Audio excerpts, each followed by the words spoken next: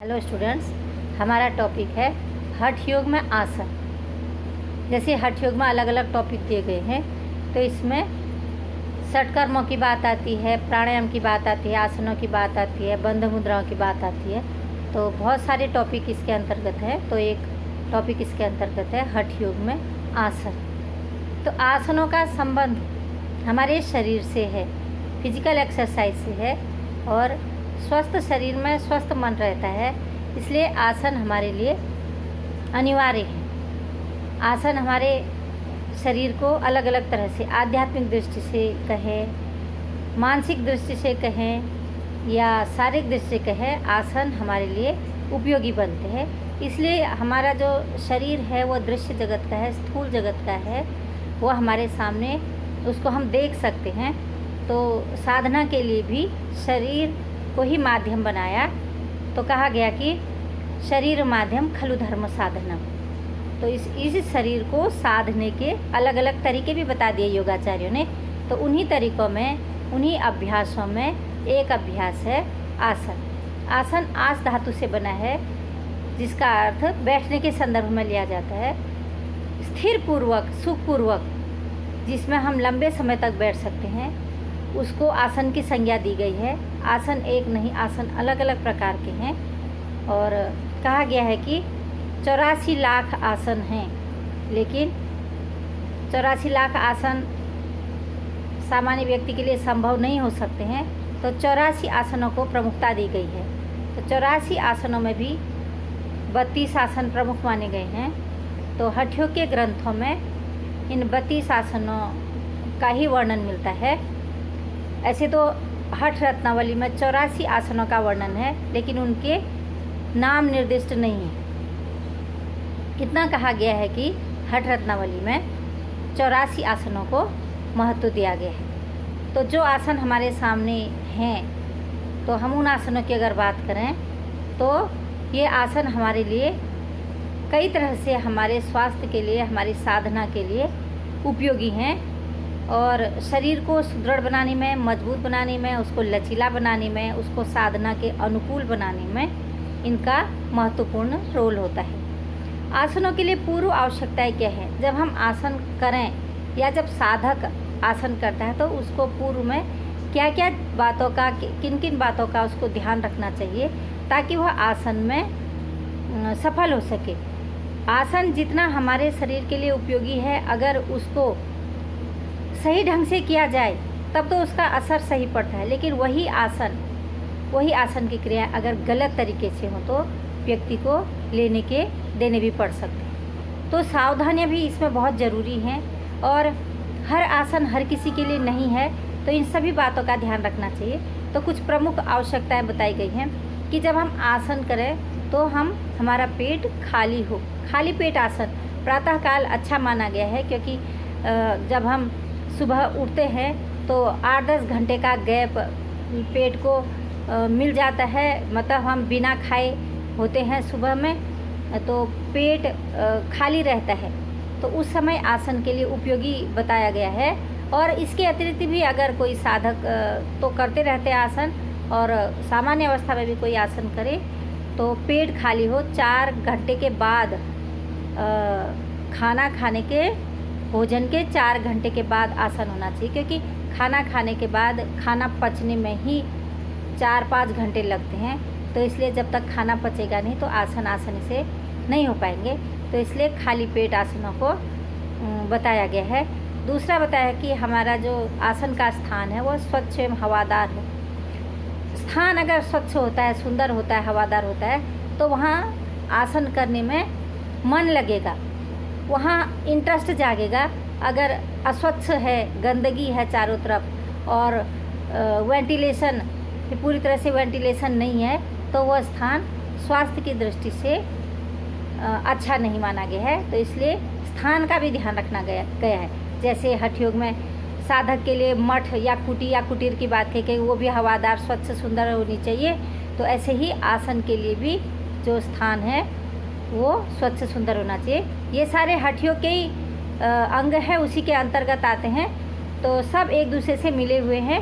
भले ही प्रयोग अलग अलग हैं, लेकिन इनकी सावधानियाँ या इनसे रिलेटेड कई चीज़ें एक ही हैं। तीसरा आता है कि जो साधक, जो अभ्यास करने वाला, जो उसके वस्त्र हों वो टाइट नहीं हों, ढीले ढाले कपड़े हों, ताकि जब शरीर को वो आगे मोड़े, पीछे मोड़े, साइड में मोड़े, ट्विस्टिंग करे, तो उसके कपड़ों की वजह से उसको दिक्कत नहीं हो। और टाइट कपड़े होने से शरीर भी अच्छी तरह से नहीं मुड़ पाएगा और शरीर की कोशिकाओं को भी ऑक्सीजन पूरी तरह से नहीं मिल पाएगी, त्वचा को पूरी तरह से ऑक्सीजन नहीं मिल पाएगी।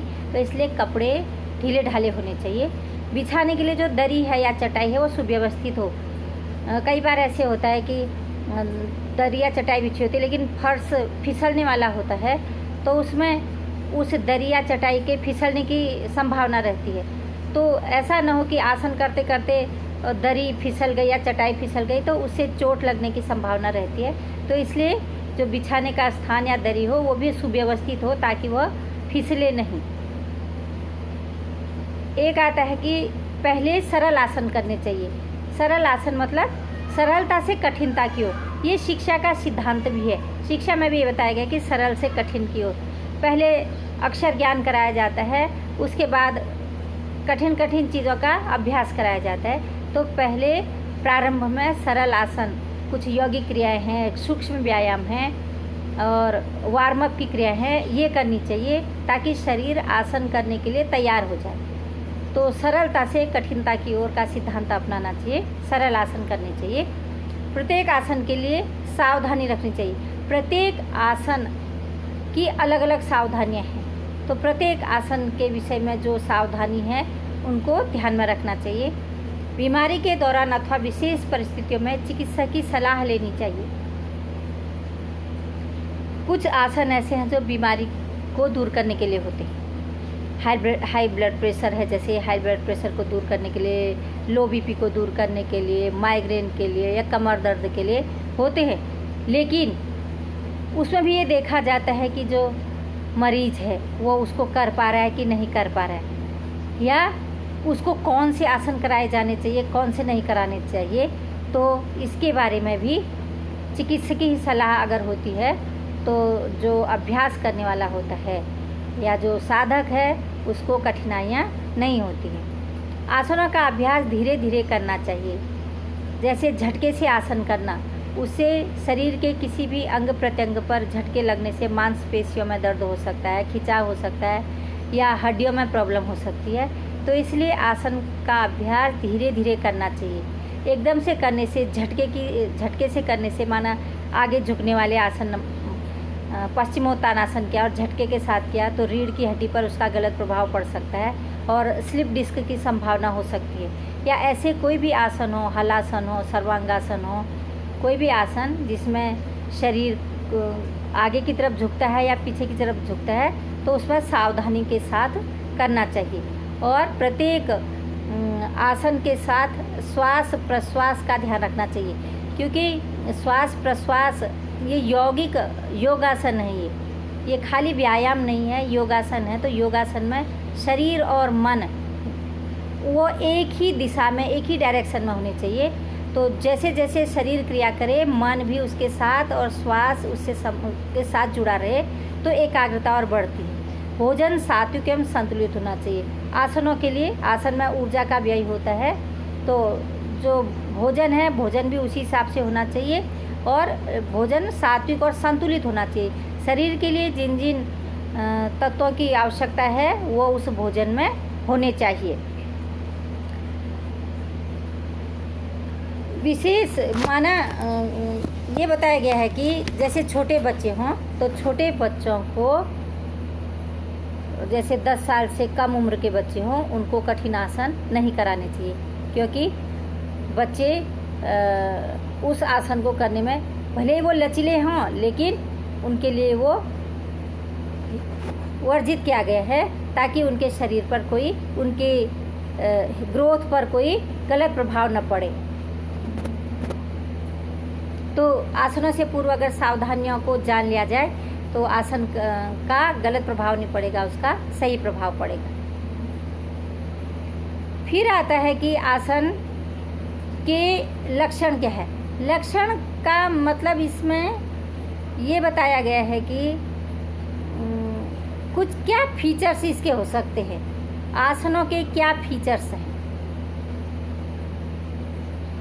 इन दिनों देखा जाता है कि एक तो आसन होते हैं, सरल आसन होते हैं, कुछ विशिष्ट आसन होते हैं, ये योग साधना के लिए हैं। लेकिन वर्तमान में कुछ आसन ऐसे हैं जो एक विशेष प्रदर्शन के लिए किए जाते हैं, कि पिरामिड बना के या कोई और आकृति बना के, विशेष आकृतियाँ बना के इनको किया जा सकता है। वर्तमान में जो कंपटीशन में होता है, प्रतियोगिता में आसनों को महत्व दिया गया है। तो जहाँ इस आसनों की प्रतियोगिता होती है तो वहाँ जो अभ्यासी होते हैं अलग अलग तरह के अभ्यास करके, अलग अलग तरह के आकृति बना के इसका प्रदर्शन करते हैं। तो ये अलग अलग तरह से भी ग्रुप में, अकेले में भी या ग्रुप में भी इनको अलग अलग तरह से किया जा सकता है। तो इनमें भी सावधानी बरतनी आवश्यक है। साधना की दृष्टि से अलग है, लेकिन इन दिनों इसको योग को प्रदर्शन के लिए भी महत्व दिया गया है, प्रतियोगिताओं में भी इसको महत्व दिया गया है। तो उस दृष्टि से भी इनके अलग अलग फीचर से तैयार किए गए हैं। हठ योग में कितने आसन हैं? हठ योग में इसकी चर्चा बार बार हो रही है। तो हठ योग में हठ प्रदीपिका में 15 आसन, घेरन संहिता में 32 आसन, शिव संहिता में 4 आसन और हठ रत्नावली में 84 आसनों का वर्णन मिलता है। आसनों के लाभ क्या है? आसनों के बहुत सारे लाभ हैं। आसनों के जैसे पहले भी बताया था कि आसन स्वास्थ्य संवर्धक हैं, मतलब स्वास्थ्य को, हमारी हेल्थ को मेंटेन रखते हैं, इम्प्रूव करते हैं और चिकित्सा करते हैं, रोगों से लड़ने की शक्ति प्रदान करते हैं, रोगों को दूर करने में सहायक होते हैं। और कुछ आसन हमारे ध्यानात्मक आसन हैं जो ध्यान में सहयोगी बनते हैं या आध्यात्मिक विकास में सहयोगी बनते हैं। तो सारे आसनों में तो घंटे नहीं रहा जा सकता है, उसके लिए उतना टाइम चाहिए। जो साधना करता है अभ्यासी, उसके लिए तो वो तो उसमें अपना समय लगा सकता है, लेकिन जो सामान्य व्यक्ति अगर इनका अभ्यास करे तो उसको समय सीमा का ध्यान रखना चाहिए। तो आसनों के एक लाभ नहीं, कई लाभ हैं। स्वास्थ्य लाभ में अनेक रोगों को दूर करने में सक्षम है, जैसे कमर दर्द है, पीठ दर्द है, जोड़ों का दर्द है, गर्दन दर्द है, हृदय रोग है, रक्तचाप है, पाचन रोग है, मोटापा है, मांसपेशी रोग आदि रोगों में आसन लाभकारी होते हैं। तो स्वास्थ्य लाभ करने में जैसे पवन मुक्तासन हो गया, अगर किसी को वायु की प्रॉब्लम है तो पवन मुक्तासन हो गया, और अगर थायराइड की प्रॉब्लम है तो सर्वांगासन, हलासन इसके लिए हो गया, और अगर कमर दर्द है तो भुजंगासन हो गया, धनुरासन हो गया। मोटापा कम करना है तो उसके लिए भी अलग अलग आसन, फास्ट करना, धीरे करना, अलग अलग तरह की स्पीड के साथ या स्थिरता के साथ करना। तो आसन एक नहीं अनेक बीमारियों को दूर करने में सहायक होते हैं। जैसे यौगिक क्रियाएं हैं, तो यौगिक क्रियाएं सिर्फ जैसे आँख की यौगिक क्रिया है तो वो आँख के दोषों को दूर करती है, कान की यौगिक क्रिया है तो कान के दोषों को दूर करती है, गर्दन के लिए है तो वो गर्दन की क्रिया करती है। लेकिन एक आसन शरीर के अलग अलग अंगों को इफेक्ट करता है, मतलब एक ही आसन से शरीर के अलग अलग भाग प्रभावित होते हैं। माना हम सर्वांगासन का उदाहरण लेते हैं, तो सर्वांगासन से उससे चेस्ट पर प्रभाव पड़ता है, कंधों पर प्रभाव पड़ता है, पैरों पर प्रभाव पड़ता है, थायराइड पर प्रभाव पड़ता है और उसका सिर पर प्रभाव पड़ता है। तो एक ही आसन है, हलासन है तो उसका कमर पर प्रभाव पड़ता है, गर्दन पर प्रभाव पड़ता है। तो एक आसन से शरीर के अलग अलग अंग प्रभावित होते हैं। तो आसनों का इतना लाभ होता है। तो जैसे हम भुजंगासन करते हैं तो चेस्ट पर प्रभाव पड़ता है, पीठ पर प्रभाव पड़ता है, पेट पर प्रभाव पड़ता है, हाथों पर प्रभाव पड़ता है और गर्दन पर प्रभाव पड़ता है। एक आसन के इतने लाभ हैं। तो इतने प्रकार के रोगों को दूर किया जा सकता है। मतलब शरीर का जो भाग जिस आसन से प्रभावित होता है उस स्थान का दर्द या उस स्थान की बीमारी या उस स्थान के विकार आसनों से दूर हो सकते हैं। तो स्वास्थ्य लाभ में मोटापा कम करने के लिए भी फास्ट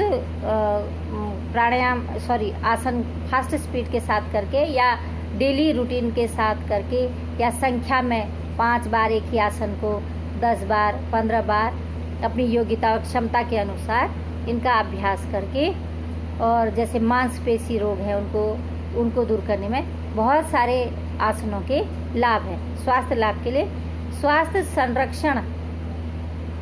स्वास्थ्य संरक्षण में जो व्यक्ति इनके अभ्यास से अपने स्वास्थ्य को संरक्षित करना चाहता है, डेली रूटीन में इनको करता है, जैसे माना स्वस्थ व्यक्ति है, वो स्वस्थ व्यक्ति डेली रूटीन में इनका अभ्यास करता है तो तब भी उसके लिए लाभकारी है। बीमारी के दौरान तो लाभकारी हैं ही, लेकिन स्वस्थ अवस्था में भी ये लाभकारी है। तो आसनों से ब्लड सर्कुलेशन तेज होता है, आसनों से हमारी मांसपेशियां लचीली बनती हैं, आसनों से हमारे जोड़ों के दोष दूर होते हैं, आसनों से पाचन तंत्र पर प्रभाव पड़ता है। तो आसनों से हमारे मतलब शरीर में जो सिस्टम है उन सिस्टमों को एक्टिव करने में, उनको एक बार उत्तेजित करने में आसनों का रोल है। तो जब ये उत्तेजित करते हैं, शरीर को उत्तेजित करते हैं, शरीर के अंगों प्रत्यंगों को उत्तेजित करते हैं आसन, उसको सक्रिय करते हैं, तो वहाँ ब्लड सर्कुलेशन प्रॉपर मात्रा में होता है और वो शरीर को बार बार उस आसन करने की आदत होती है, तो वो शरीर की मांसपेशियाँ उसके अकॉर्डिंग ही कार्य करने लगती है। मतलब जो कार्य बार बार किया जाए तो उसकी आदत बन जाती है कहते हैं। तो इसीलिए अगर आसन रोज किया जाए तो जिस हिसाब से हम अपने शरीर को ढालना चाहते हैं उस हिसाब से हम शरीर को ढाल सकते हैं। तो साधक के लिए भी आसनों का अभ्यास अपेक्षित है, क्योंकि साधना में शरीर ही मुख्य है, तो शरीर को साधने का एक साधन आसन बताया गया है। तो स्वास्थ्य संरक्षण के लिए हो गया, चिकित्सा के लिए हो गया कि उपचार की दृष्टि से भी इनका उपयोग किया जाता है और साधना में सहायक है। शरीर स्वस्थ है, शरीर चंचल नहीं है, शरीर तनाव रहित है, तो मन पर उसका प्रभाव पड़ेगा और इसी शरीर में प्राण की धारा भी बहती है, तो उस प्राण पर भी इसका प्रभाव पड़ेगा, क्योंकि शरीर के साथ मन जुड़ा है, उसी शरीर में प्राण है, उसी शरीर में सभी जितने भी तत्व हैं उसी शरीर में हैं। तो एक शरीर के स्वस्थ रहने से और तत्वों पर भी नियंत्रण प्राप्त किया जा सकता है। तो इसलिए आसन का एक लाभ नहीं है, आसन के कई लाभ हैं। तो उन लाभों को अगर हम ध्यान में रखते हुए भी आसन करें तब भी हम स्वस्थ रख सकते हैं, और अगर हम बीमारी को दूर करने के लिए करें तब भी हमको लाभ मिलेगा।